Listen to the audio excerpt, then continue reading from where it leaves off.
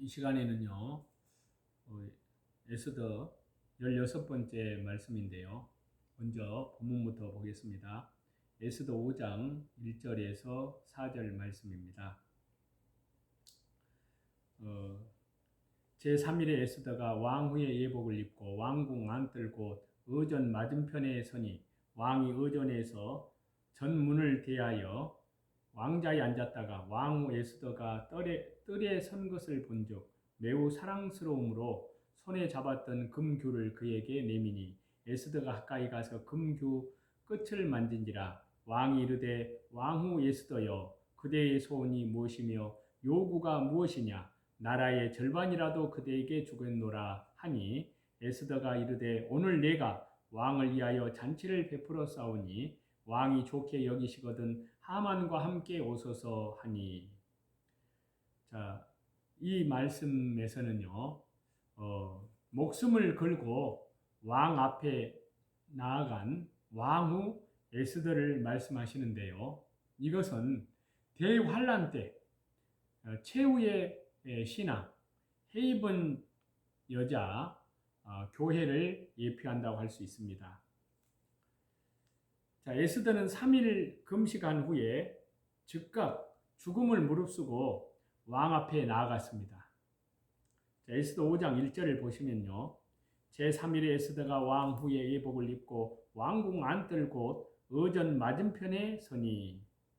자, 앞 말씀에서 에스더 4장 16절에 보면은요.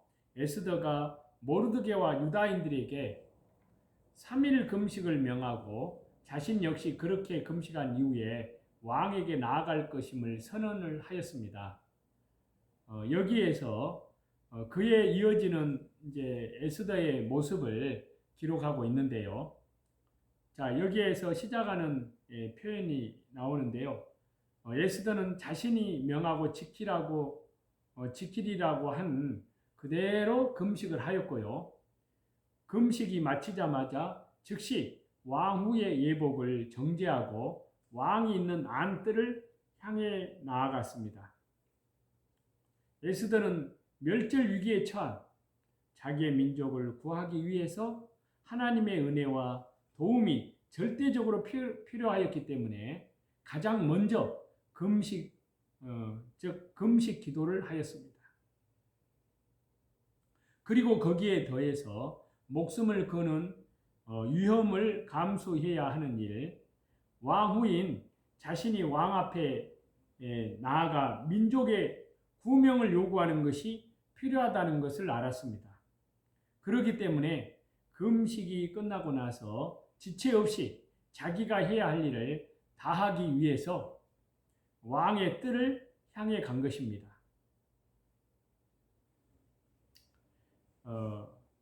믿음의 사람은요, 한번 결단한 일, 반드시 해야 할 일이 그 할 일에 대해서는 결코 주저하거나 머뭇거리지 않습니다.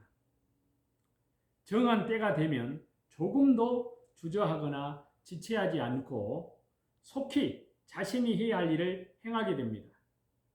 왕이 금호를 내민 것은요, 부름이 없이 자신에게 온 에스더를 용서하며 환영한다는 그러한 의미입니다. 자, 에스더 5장 2절인데요. 왕후 에스더가 뜰에 선 것을 본즉 매우 사랑스러움으로 손에 잡았던 금규를 그에게 내미니 에스더가 가까이 가서 금규 끝을 만진지라. 자, 아수르의 왕은 뜰에 선 왕후 에스더를 보고요, 손에 잡은 금호를 내밀었습니다. 비록 허락 없이 에스더가 자기에게 왔지만 아수르에는 그녀를 용납하면서 환영한 것입니다. 금호를 내밀었다는 것은요, 이러한 의미가 담겨 있습니다. 여기에서 매우 사랑스러움으로, 이 말씀은요, 에스더가 어떻게 해서 아수르에게 은혜를 얻었겠습니까? 에스더의 명칭조차 나오지 않지만 하나님께서 개입하신 것 때문입니다. 에스더서 전체 내용에는요, 하나님도 기도도 제사라는 말도 나오지 않습니다. 신앙적인 용어라고는 오로지 하나, 금식뿐이지만은 곳곳에서 하나님께서 개입하시고 자기의 백성을 돌보시고 은혜 베푸심을 알게 하는 내용, 이를 부인할 수 없게 하는 내용이 곳곳에 수록되어 있다는, 기록되어 있다는 것입니다. 자, 에스더는 나라의 절반이라도 주겠다는 왕에게 왕을 위한 잔치를 준비하였다고 합니다. 자, 에스더 5장 3절과 4절인데요. 왕이 이르되 왕후 에스더여, 그대의 소원이 무엇이며 요구가 무엇이냐? 나라의 절반이라도 그대에게 주겠노라 하니, 에스더가 이르되 오늘 내가 왕을 위하여 잔치를 베풀어 싸우니 왕이 좋게 여기시거든 하만과 함께 오소서 하니. 자, 아술의 왕은요, 자기 앞에 나온 왕비가 너무나도 사랑스러웠습니다. 그녀에게 소원이 무엇인지를 묻습니다. 아술의 왕 역시도 자신이 금호를 내밀지 않을 경우에 왕비가 죽임을 당할 수 있음을 알았습니다. 그러한 위기를 무릅쓰고 나온 에스더에게 분명 간절한 소원이 있었으리라고 확신을 했습니다. 그렇기 때문에 가장 먼저 소원, 요구가 무엇인지를 물은 것입니다. 여기서 요구는요, 단순한 요구가 아니라 간구하고 간청이라는 그런 뜻입니다. 분명 아술의 왕은 에스더가 목숨을 걸고 자기에게 나올 정도로 간절한 청원이 있었으리라는 것을 예견하였습니다.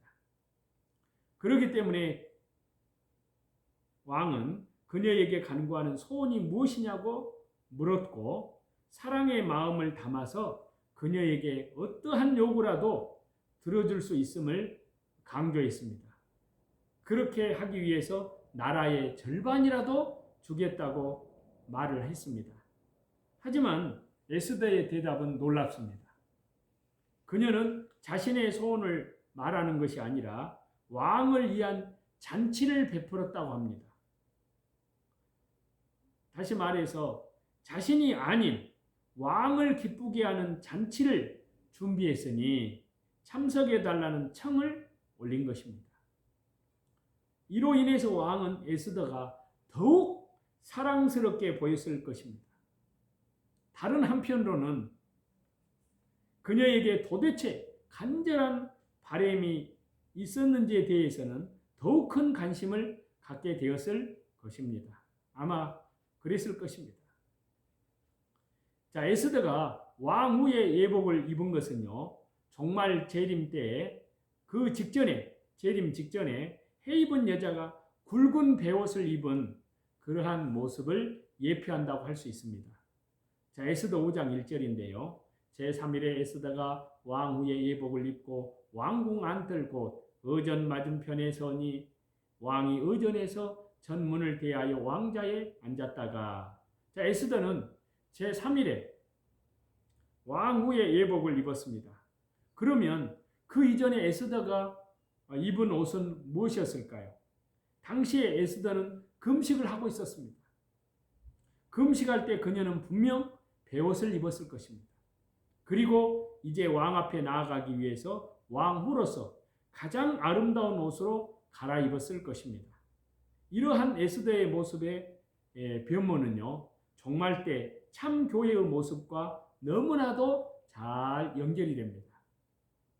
그래서 요한계시록 11장을 보면요, 두 증인이 성전과 제단에서 예배하는 자들을 청량하였음을 기록하는데요, 당시에 두 증인이 입은 복장은 굵은 베옷이었습니다. 자, 이것은 그들이 종말 때 참 교회의 복음 사경회를 통해서 회개의 운동, 회심의 운동의 역사를 주도할 것을 의미합니다. 그리고 이어서 요한계시록 12장에는요, 해 입은 여자의 이적이 보입니다.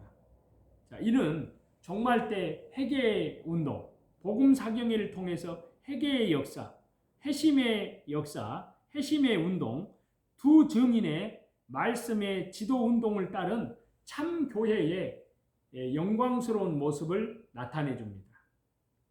에스더가 금식한 이후에요, 왕후의 예복을 입었다는 것은요, 단지 그녀가 옷을 갈아입었다는 의미만 같지는 않습니다.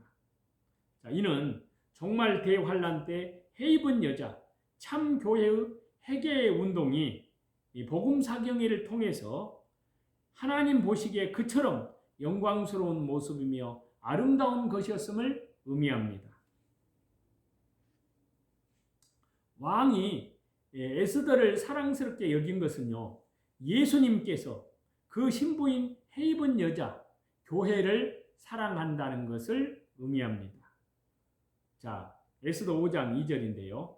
왕후 에스더가 뜰에 선 것을 본즉 매우 사랑스러움으로 손에 잡았던 금규를 그에게 내미니 에스더가 가까이 가서 금규 끝을 만진지라. 자, 왕후 에스더가 선 것을 보고 아수르의 왕이 그녀를 매우 너무나도 엄청나게 사랑스럽게 본 것은요, 예수님께서 그분의 신부인 교회를 지극히 사랑한다는 말씀과 연결이 되는 겁니다. 당시에 바사의 왕인 이 아수르의 왕은요, 세계 최대 제국의 통치자로서 하나님 혹은 예수님을 예표합니다. 그리고 와서디 이후에 간택된 새 왕후 에스더는요, 구약의 이스라엘 반역 이후에 세운 신약의 교회를 예표합니다. 과거의 구약의 교회는요, 하나님 앞에 제사장을 세우고 대제사장조차 하나님의 존전 앞에 나아갈 수 없었습니다. 오직 1년에 딱 한 차례 대속죄일날, 그것도 염소의 피를 들고 가야만 하나님 앞에 설 수가 있었습니다. 그러나 신약의 교회는 그렇지 않습니다. 신약의 교회 역시 거룩하신 하나님 앞에 두렵고 떨림으로 나아가야 하지만요, 그 은혜의 존전에 주 예수 그리스도의 십자가 보혈, 예수님의 영원한 속죄의 그 피를 의지하고 담대히 나아갈 수 있습니다. 언제든지 나아갈 수 있습니다. 그래서 히브리서 4장 16절에 이렇게 말씀하고 있습니다. 그러므로 우리는 긍휼하심을 받고 때를 따라 돕는 은혜를 얻기 위하여 은혜의 보좌 앞에 담대히 나아갈 것이니라. 자, 에스더에게 나라의 절반이라도 주겠다고 한 것은요, 해입은 여자 참 교회에게 천년 왕국의 통치권을 주시는 것을 예표한다고 할 수 있습니다. 자, 에스더 5장 3절입니다. 왕이 이르되 왕후 에스더여 그대의 소원이 무엇이며 요구가 무엇이냐, 나라의 절반이라도 그대에게 주겠노라 하니. 자, 이 말씀에서 에스더는요, 아수르의 마음에 흡족하고 넘칠 정도로 아름다웠습니다.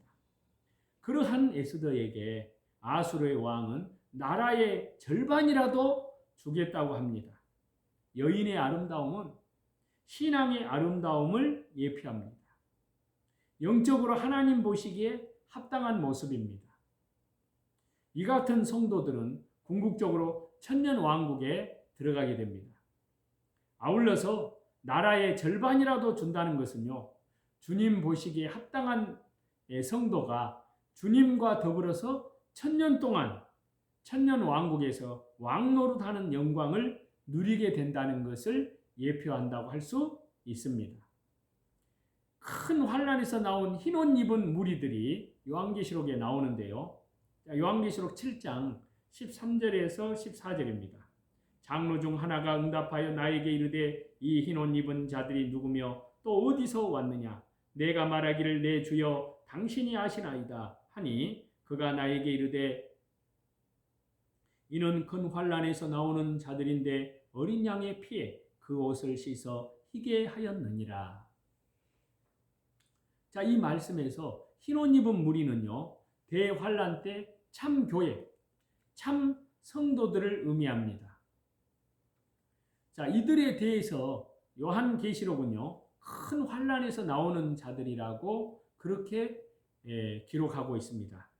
자, 에스더가 간절한 금식 기도와 죽으면 죽으리이다 라고 하면서요, 왕에게 나아감으로 지극히 아름다운 모습으로 비춰졌듯이 대환란 때 참 교회는 어린 양의 피에 예수 그리스도의 십자가의 보혈, 영원한 속죄지요, 보혈을 지나 하나님 앞으로, 보혈을 지나 예수님 앞으로, 보혈을 지나 아버지 품으로, 그 보혈의 내용을 새롭게 하는 겁니다.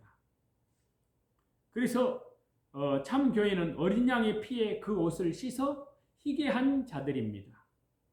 대환란 때에 나타나는 해 입은 여자의 그 이적에 대한 내용이 나오는데요.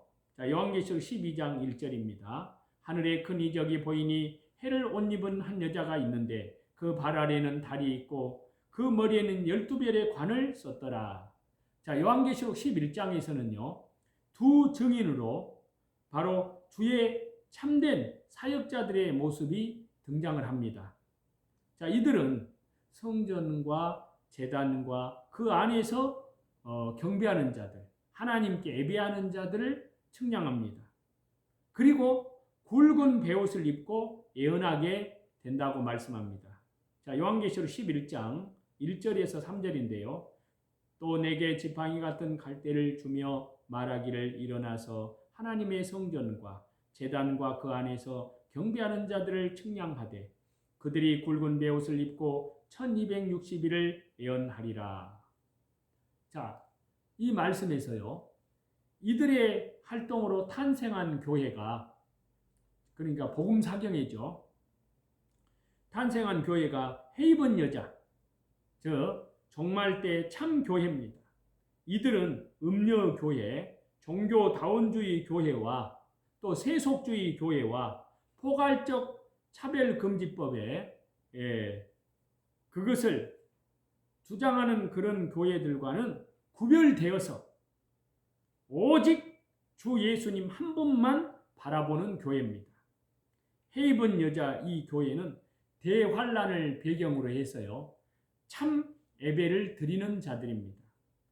그리고 복음사경회를 통해서 주의 사역자들의 회심의 운동, 회개의 운동, 회개의 역사, 성령으로 거듭나는 그 역사가 그들의 고난에 동참하는 자들입니다.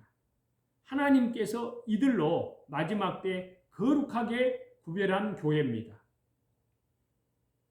이 세상에서는 고난을 당하지만요, 하나님 보시기에 해를 입은 것처럼 찬란한 영광을 소유하는 것이 바로 해 입은 여자 교회입니다. 에스더가 민족의 고난 중에 금식하고 왕 앞에 나아갔을 때 그토록 아름답고 사랑스러웠듯이 대환란 때 교회 위기 가운데 참 예배의 신앙을 지키고 그리고 금식하고 간절히 기도하는 교회의 이 모습은요, 참으로 하나님 보시기에는 너무나 아름답습니다. 마치 해를 입은 듯이 엄청나게 찬란한 영광을 소유하고 있습니다. 거룩한 성, 새 예루살렘, 그 준비된 것이 신부가 남편을 위해서 단장한 것 같다고 이러한 모습을 요한계시록에는 표현하고 있습니다. 자, 요한계시록 21장 1절인데요. 또 내가 새 하늘과 새 땅을 보니 처음 하늘과 처음 땅이 없어졌고 바다도 다시 있지 않더라. 또 내가 봄에 거룩한 성 새 예루살렘이 하나님께로부터 하늘에서 내려오니 그 준비한 것이 신부가 남편을 위하여 단장한 것 같더라. 참 교회, 참 성도는 어린 양의 신부로 그 영광을 드러냅니다. 사실 이 세상에서 교회는 짓밟힘과 멸시를, 핍박을 당합니다. 환난을 당합니다. 특별히 정말 재림 직전 대환란 때는요, 세계를 지배하는 종교다원주의, 그리고 적그리스도 세력에 의해서 철저히 짓밟힘을 당하게 됩니다. 하지만 예수님의 재림과 더불어 교회가 얼마나 영광스러운지 그 실체가 드러나게 됩니다. 그날 예수님이 재림하시는 날, 신부가 남편을 위하여 단장하는 것처럼 엄청나게 찬란한 영광의 아름다움을 드러냅니다. 자, 에스더서 이 본문의 말씀에서 에스더가 금식할 때는 굵은 베옷을 입고 금식하여 그 모습이 수척했을 터이지만요, 본래 왕 후의 옷을 갈아입고 왕 앞에 섰을 때는 페르시아 제국 어느 여인보다도 아름다운 모습을 지녔을 것입니다. 왕이 그 나라의 절반까지라도 주겠다고 할 만큼 아름다웠듯이 교회도 예수님께서 재림하시는 날에 예수님 앞에 영광스러운 모습으로 드러나게 되는 것입니다. 그 무리에 저와 여러분이 다 성령님의 권능의 역사로, 하나님의 은혜로 다 동참하는 그러한 저와 여러분이 다 되시기를 주 예수 그리스도 이름으로 간절히 축원합니다.